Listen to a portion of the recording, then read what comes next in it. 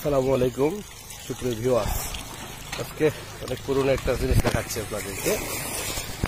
এটা যদিও বা ওটা বিলুপ্তির পথে, আরো আগে আর কি। বিশেষ করে আমরা যখন ছোট ছিলাম দেখেছি প্রতিটা গৃহস্থের বাড়িতে এরকম ছিল।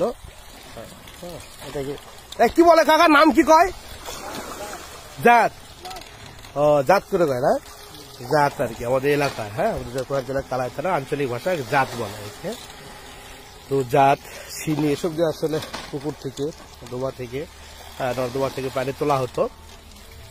আমি যাচ্ছিলাম রাস্তার পাশে দিকে, হঠাৎ কাকা দেখি যে কি কদু লাউ লাগিয়েছে, এই যে লাউর বাড়ি পানি দিচ্ছে আর কি।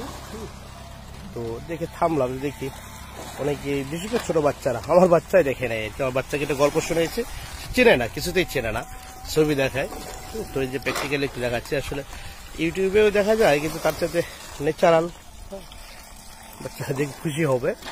মূলত ভাবলাম ভিডিওটা নিই।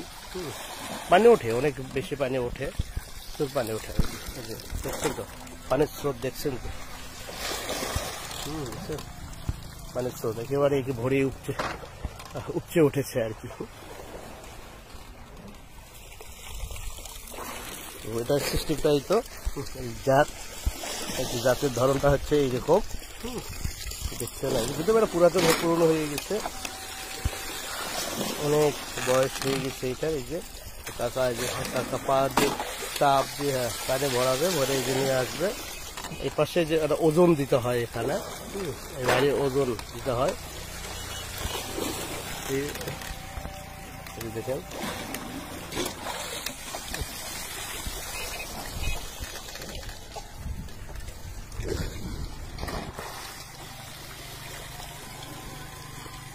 কাকা, তাহলে ভালো একটা বাড়িতে আরো আছে না? এরপর ওটা ব্যবহার করবেন নাকি? মানে নষ্ট করার ইচ্ছা নাই? ঠিক করছো। এটা ডাবের, ওইটা কাঠের নাকি? তালের কাঠের হয় না? কিসের হয়?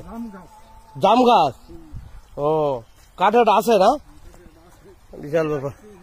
হ্যাঁ, স্মৃতি, অনেক বড় স্মৃতি এটা। কাকার কথা হচ্ছে যেটা আমি স্মৃতি রেখে যাবো যতদিন বেঁচে আছি, এরকম ছোটখাটো এই যে জমিতে চাষাবাদের জন্য, যে আমি এই জাত ব্যবহার করব। তো এটাই যে ড্রামের বা শীটের তৈরি, এটা কাকা আরো একটা আছে যেটা কাঠের তৈরি হয়, বেশি কাঠের তৈরি হয় আর কি। সেটা পুরনো হয়ে গেছে, তো বলো আরো একটা আছে, সেটা এরপর ব্যবহার করবো যদি বেঁচে থাকি। যাই হোক, ভালো লাগলো এটা।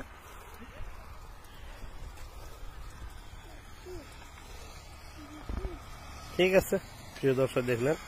এই তুমি এটা চিনো, এটার নাম কি বলো তো দেখি, এটার নাম কি? হ্যাঁ, তাই না, জানো না তুমি এটার নাম?